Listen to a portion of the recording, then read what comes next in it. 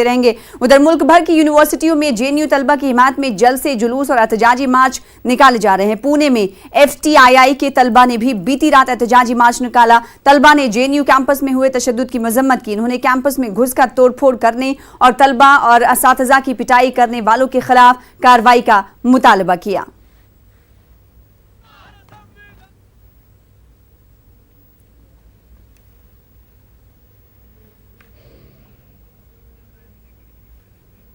उधर बीएसपी सदर मायावती ने ट्वीट करके कहा है कि जेएनयू तलबा के साथ ज्यादती हुई है। मरकजी सरकार को इस मामले में सख्त कदम उठाना चाहिए।